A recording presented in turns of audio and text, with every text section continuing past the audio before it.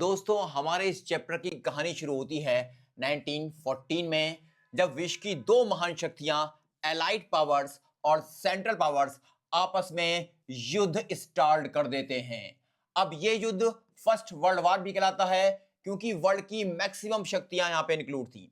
सवाल ये allied powers में कौन कौन था, तो आप देख रहे हैं एलाइड पावर्स में रशिया था, ब्रिटेन था, अमेरिका था, जापान था।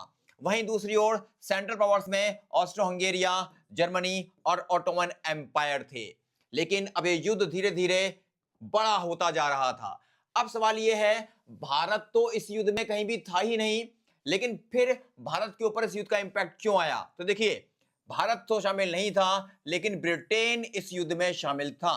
अब ब्रिटेन क्योंकि इस युद्ध में शामिल था और ब्रिटेन ने इंडिया के ऊपर कंट्रोल कर रखा था। India was a colony of Britishers, यानी इंडिया उस टाइम पे ब्रिटेन की एक कॉलोनी थी। तो इसीलिए इंडिया के ऊपर भी इस युद्ध का पूरा पूरा इंपैक्ट आया। क्या करें, India was also affected by Britain's participation in the first world war, क्योंकि ब्रिटेन पार्टिसिपेट कर रहा था और इंडिया एक कॉलोनी था ब्रिटेन की, इसीलिए इंडिया के ऊपर भी इंपैक्ट आया।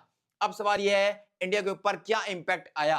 तो impact of first world war on India. तो देखिए क्या हुआ, डिफेंस एक्सपेंडिचर बहुत बढ़ गया था क्योंकि ब्रिटिश आर्मी यहां पर लड़ाई लड़ रही थी। अब ब्रिटिश आर्मी को धन चाहिए था, मनी चाहिए थी, तो इसको फाइनेंस कराने के लिए उन्होंने क्या किया, जो कस्टम ड्यूटीज थी उनको इंक्रीज कर दिया और इनकम टैक्स को इंट्रोड्यूस कर दिया।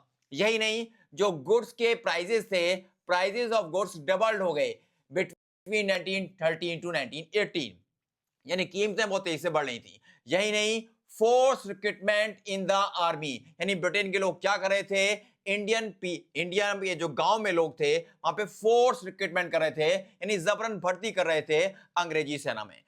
अगर हम बात करें, यही नहीं, 1918-19 में और 1920-21 में क्रॉप्स फेल्ड हो गई, यानी कि अंग्रेज ही नहीं, प्रकृति भी यहाँ पे भारत के ऊपर क्या कर रही थी, अटैक कर रही थी।